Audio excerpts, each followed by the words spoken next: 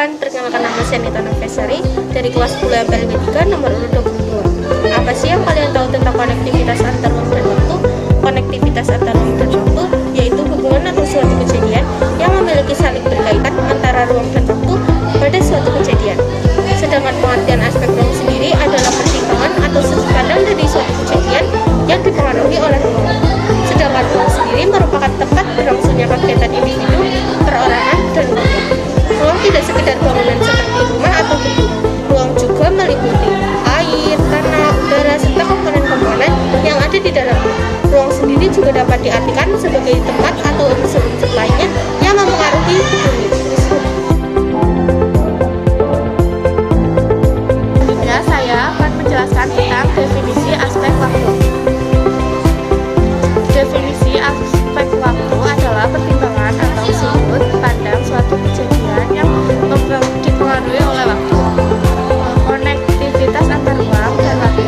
Selain terkait oleh ruang, suatu peristiwa atau gejala terkait juga oleh waktu. Sebagai contoh, terjadi peristiwa bencana tsunami di Aceh pada tahun 2004. Peristiwa tsunami tersebut terikat oleh ruang yaitu Aceh dan terikat oleh waktu yaitu tahun 2004. Suatu peristiwa juga seringkali tidak terdiri sendiri, tetapi merupakan rangkaian dari peristiwa-peristiwa sebelumnya. Oke, selanjutnya saya akan menjelaskan tentang keadaan alam Indonesia yaitu berupa dataran rendah. Dataran rendah yaitu hamparan tanah lapang yang luas dengan tinggi ketinggian yang diukur dari permukaan laut adalah relatif rendah. Selanjutnya saya akan menjelaskan topografi dataran rendah. Yang pertama yaitu mempunyai ketinggian tidak lebih dari 200 meter dari permukaan air laut. Yang kedua yaitu suhunya normal dan tanahnya subur. Yang ketiga yaitu adanya banyaknya aliran sungai.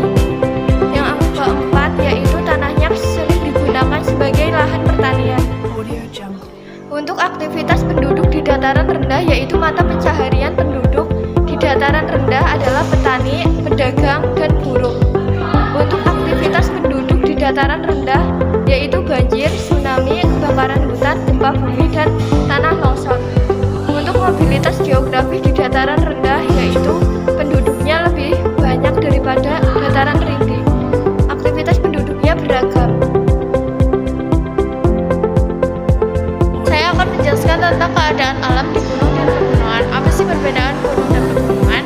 Gunung adalah bagian dari permukaan bumi yang menjulang tinggi di wilayah sekitarnya. Sedangkan pegunungan yaitu kumpulan atau barisan dari beberapa gunung. Selanjutnya, topografi gunung dan pegunungan. Tanahnya cenderung subur karena terkena abu vulkanik dari letusan gunung berapi. Selanjutnya, aktivitas penduduk di gunung dan pegunungan, yaitu aktivitas gunung dan pegunungan biasanya bermata pencaharian, perkebunan, dan pariwisata.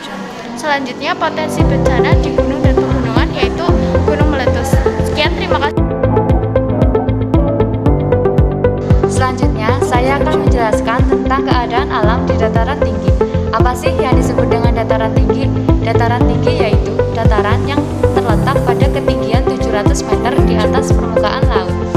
Selanjutnya adalah topografi di dataran tinggi. Topografi di dataran tinggi terbentuk dari hasil erosi atau sedimentasi. Lalu, aktivitas penduduk di dataran tinggi. Mata pencaharian di dataran tinggi yaitu perkebunan, pariwisata, dan penginapan. Potensi bencana di dataran tinggi yaitu gunung meletus dan tanah longsor. Lalu, mobilitas penduduk di dataran tinggi lebih sedikit.